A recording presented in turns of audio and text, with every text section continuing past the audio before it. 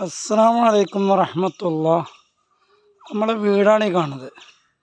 വീടിൻ്റെ ഈ സൈഡ് ഭാഗത്തിലൂടെ നിങ്ങൾ കയറിയാൽ ഒരു വീട് കാണുന്നുണ്ടെങ്കിൽ അത് മേലെ സ്ഥലത്താണ്. നമ്മുടെ സ്ഥലത്ത് ഇവിടെ ഒരു തറ കിടക്കുന്നുണ്ട്. ഇവിടെ ഇങ്ങനെ രണ്ട് തട്ടായിട്ട് രണ്ട് സ്ഥലമായിരുന്നു. ഇവിടെ ഒരു തെങ്ങ്, ഇവിടെ അങ്ങോട്ട് മേലോട്ട് അവിടെ ഇപ്പോൾ ജ്യേഷ്ഠൻ്റെ മോന് വീട് പണി നടക്കണം. അപ്പോൾ ഇവിടെ ഇങ്ങനെ പുല്ലൊന്നായിട്ട് വെട്ടിയിട്ട് മെഷീൻ വെട്ടി പരന്ന് കിടക്കായിരുന്നു. അതങ്ങനെ അടിച്ച് കൂട്ടി ഇവിടെ ഒരു കുഴി ഉണ്ടായിരുന്നു. ആ കുഴിയിൽ കൂട്ടിയിട്ട് ഞാൻ തീ കൊടുത്ത് നമ്മൾ കൊറോണ സമയത്ത് വർഷം എനിക്ക് കൃത്യമായിട്ട് ഓർമ്മയില്ല, 2020 എന്നൊക്കെ കണക്കാക്കല്ലേ, 20 കൊറോണ ഉണ്ടായിരുന്നത്. അപ്പോൾ ഇവിടെ ഇങ്ങനെ കൂട്ടിയിട്ടിട്ട് കത്തിക്കണം. അപ്പോൾ തീ അപ്പുറത്തേക്ക് ഈ മതിലൊന്നുമില്ല, ഒരു ചെറിയ മതിലാണ് ഉള്ളത്. അപ്പോൾ അപ്പുറത്തേക്ക് പടരുമെന്നുള്ള പേടിക്ക് കയ്യിലൊരു ഉണങ്ങിയ മട്ടൽ പിടിച്ചിരുന്നു. അതിനെ വിടുത്താണ്, പച്ച മട്ടലാണ് പിടിക്കേണ്ടത്. അത്ര കുറഞ്ഞ ഏരിയ ഉള്ളല്ലോ, അങ്ങനെ പെട്ടെന്ന് പടരിടാൻ കരുതി. അങ്ങനെ പെട്ടെന്ന് പടർന്നു തീ പടർന്നപ്പോൾ ഞാൻ എന്ത് ചെയ്തു, ഉണ്ടായിരുന്ന മട്ടൽ കൊണ്ട് അടിച്ചിങ്ങനെ മട്ടൽ കത്തിയപ്പോൾ അടുത്ത മട്ടലെടുക്കാൻ വേണ്ടിയിട്ട് ഓടി നോക്കുമ്പോൾ താഴത്തൊന്നും കിട്ടാല്ല. അപ്പോൾ ഒന്ന് കിട്ടി, ഒരു മട്ടൽ കിട്ടി നോക്കുമ്പോൾ അതിൻ്റെ മുരടിൻ്റെ തല്ലിയാൽ ഒരിക്കലും തല്ല ശരിയാവില്ലല്ലോ. അങ്ങനെ എന്തായാലും ഉള്ളതുപോലെ തല്ലാൻ നോക്കിയപ്പോഴേക്ക് തൊട്ടപ്പുറത്തെ തൊടിയിലേക്ക് അങ്ങോട്ട് പടർന്നു തീ. പിന്നെയാണ് ചരിത്ര സംഭവങ്ങൾക്ക് സാക്ഷിയാകുന്നത്. തീ അങ്ങോട്ട് പടർന്നേക്ക് ഞാൻ നേരെ താഴോട്ട് ഓടി. അപ്പോൾ അടുത്ത വീട്ടിലത്തെ കൂട്ടുകാരങ്ങനെ വരുന്നുണ്ട്. അവനോട് പറഞ്ഞു തീ ഒന്നായിട്ട് പടർന്നല്ലോ. അപ്പോൾ അവനക്കും എന്താ ചെയ്യണമെന്നൊരു പിടുത്തല്ല.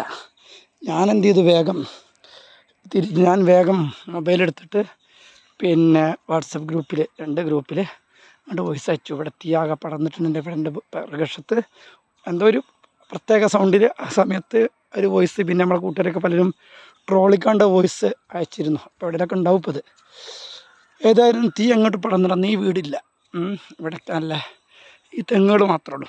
താഴെ ഇതുപോലെ ഉണങ്ങിയ പുല്ല് അങ്ങോട്ട് പടർന്നിട്ട് തീ ഒന്നാകെ പടർന്ന് ഈ തൊടി മൊത്തം ഉണ്ട്. ആ തെങ്ങിൻ്റെ ഒക്കെ അടിഭാഗത്ത് അന്നത്തെ തീയിൻ്റെ അടയാളം കാണാൻ കഴിയും. അടിയിലൊക്കെ തൊലി വയ്ക്കണം. തെങ്ങ് പോയില്ല, പക്ഷെ തെങ്ങിൻ്റെ തൊലിയൊക്കെ പോയി. 1-2 തെങ്ങ് പിന്നെ അവർ വീട് വെച്ചപ്പോൾ മുറിച്ച് കളഞ്ഞു. ഈ തെങ്ങിൻ്റെ ഒക്കെ അടിഭാഗം കളറ് മാറിയിട്ടുണ്ടോ, ഒക്കെ തൊലി പോയിട്ട് ഈ തെങ്ങ് അങ്ങനെ ഇവിടെ ഒരു തെങ്ങ് പാടെ പോയി. അങ്ങനെ ഈ തൊടി ആകെ കത്തിപ്പടർന്നു. അപ്പോഴേക്കും ആളുകൾ, കൊറോണ സമയമല്ലേ, എല്ലാ ചെറുപ്പക്കാരും വീട്ടിലുണ്ട്, പുറത്തിറങ്ങാതിരിക്കുന്ന കാലം, എല്ലാവരും കൂടെ ഓടിക്കൂടി ഒരു തലക്കുന്നപ്പോഴേക്കും താഴ്ന്ന് മോട്ടറടിച്ച് വെള്ളം വരുത്തി. അപ്പോഴേക്കും അപ്പുറത്തെ വീട്ടിൽ നിന്ന് വെള്ളമെടുത്ത് ആളുകളൊന്നായിട്ട് മരക്കൊമ്പും പച്ചച്ചില്ലൊക്കെ പൊട്ടിച്ച് അടിച്ച് നിരത്തി. ഞങ്ങളുടെ നാട്ടുകാർ മൊത്തം അവിടെ എത്തി. അങ്ങനെ എല്ലാം നിരത്തി കഴിഞ്ഞിട്ടുണ്ട്. 2 ആളുകൾ ഇങ്ങനെ വരുന്നു. ഏതോ ഒരു അതിൻ്റെ പേരൊന്നും ഞാൻ പറയുന്നില്ല, ഏതോ ഒരു ദുരിത നിവാരണ സംഘത്തിലെ ആളുകളാണ്.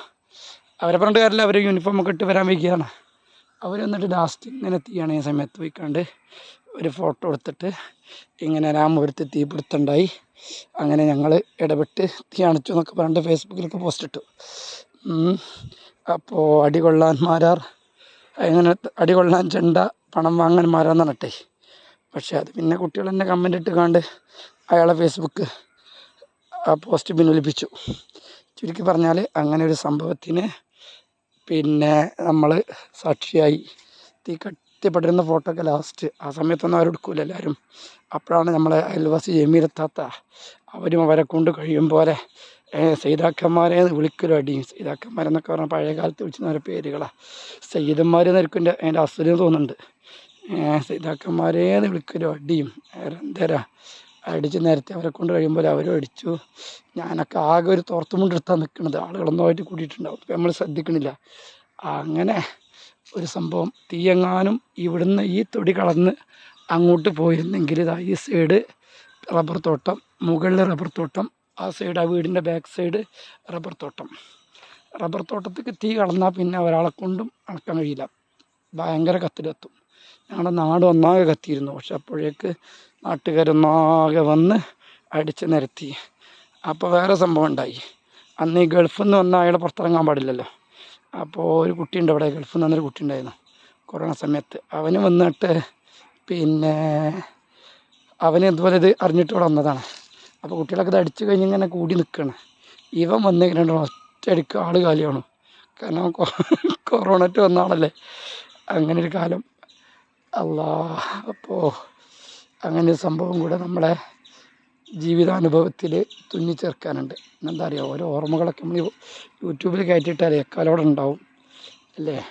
അല്ലെങ്കിൽ ഓർമ്മകൾ നശിച്ചുകൊണ്ടിരിക്കും പല സംഗതികളും. അങ്ങനെ എൻ്റെ കുറേ കാലം കഴിയുമ്പോൾ ഓർമ്മകൾ നശിച്ചുകൊണ്ടിരിക്കും. തിങ്കളും താരങ്ങളും തൂവെള്ളക്കതിർച്ചിങ്ങം അങ്ങനത്തെ ഒരു പാട്ടുണ്ട്. ആ പാട്ട് ഈ അടുത്തവിടെ കണ്ടപ്പോൾ ഞാൻ പറഞ്ഞു ഞാൻ പഠിച്ചിട്ടില്ല, എൻ്റെ താത്താർ പാടി പഠിച്ച ഓർമ്മ ഉണ്ട് എനിക്ക് പറഞ്ഞു. അപ്പം എൻ്റെ താഴെയുള്ള ആൾ പറഞ്ഞത് ഈ അങ്ങനെ പഠിക്കാതിരിക്കണം, എൻ്റെ താത്തയും പഠിച്ചുകൊണ്ട് ഞാനും പഠിച്ചുകൊണ്ട് ഈ പഠിക്കാതിരിക്കണം. അപ്പോൾ ഓർമ്മ മറന്നതാണ്. മരമല്ലൻ മണ്ട എന്നൊരു പാടുണ്ടായിരുന്നു. അപ്പോൾ ചങ്ങായി ഇങ്ങനെ വിറകേറ്റി വരുന്നൊരു ഫോട്ടോ ഉണ്ട്. ആ ഫോട്ടോ കണ്ടപ്പോൾ എവിടുന്നോ കണ്ടായിരിക്കും തോന്നി. പക്ഷെ എനിക്ക് പാടത്തിൻ്റെ പേരൊന്നും ഓർമ്മ കിട്ടിയില്ല. അപ്പോൾ അതിൻ്റെ കമൻറ്റ് ബോക്സ് പോയപ്പോഴാണ് മരമല്ലൻ മണ്ടൻ്റെ കഥയും പിന്നെ ആ പാടത്തിൻ്റെ പേരടക്കം അറിയുന്ന ആളുകൾ ഇങ്ങനെ കമൻറ്റ് ചെയ്യുന്നുണ്ട്. പാടം 23 മരമല്ലൻ മണ്ടൻ. അപ്പോൾ എനിക്ക് ഓർമ്മയുള്ള ചില പാഠങ്ങളൊക്കെ ഉണ്ട്. പഠിപ്പ് തീർന്നാൽ പള്ളിക്കൂടം വിട്ട് കഴിഞ്ഞെന്നാൽ പറയുക പിന്നീട് എന്തൊരു പണിക്ക് പോകും നീ എന്ന് പറഞ്ഞിട്ട് 4ാം ക്ലാസ്സിൽ പാട്ടുണ്ടായിരുന്നു. അപ്പോൾ ഓരോരുത്തർ പട്ടാളത്തിൽ ചേരാൻ പോകും, പോലീസാവാൻ പോകും, ഡോക്ടറാവുന്നൊക്കെ ഓരോരുത്തർ ഇങ്ങനെ പറയുന്നുണ്ട്. അപ്പോൾ ടീച്ചർ ഇങ്ങനെ ചോദിച്ചു നിങ്ങൾക്കൊക്കെ എന്താ ആഗ്രഹം? 4ാം ക്ലാസ്സിലല്ലേ. അപ്പോൾ ഞാനൊന്നും മിണ്ടിയില്ല. അപ്പോൾ ടീച്ചർ എന്നോട് പറഞ്ഞു മൊയിലിയരാവൊക്കെ അല്ലേ ചോദിച്ചു. ആന്ന് പറഞ്ഞു. അന്നേലുള്ളൊരു ആഗ്രഹമായിരുന്നു. അതാണ് അല്ലാത്ത സഫലീകരിച്ചു തന്നത്. പിന്നെയുണ്ട് നമുക്ക് ഓർമ്മയുള്ള കുറേ പാഠങ്ങൾ. പക്ഷേ ഈ പാഠം ഓർമ്മല്ല. ഘടികാരത്തിൽ മണി 5 അടിച്ചു, രഘു ഇപ്പോഴും എത്തിയില്ല എന്ന് പറഞ്ഞിട്ടൊരു പൂച്ചയും നായയും കൂടെ ഉള്ളൊരു കലഹം. പൂച്ച അപ്പോൾ നായ അകത്തേക്ക് നോക്കുകയാണ്. അപ്പോൾ കട്ടിൽ കിടന്നുറങ്ങുന്നുണ്ട്. രഘു വന്നിട്ടുമില്ല.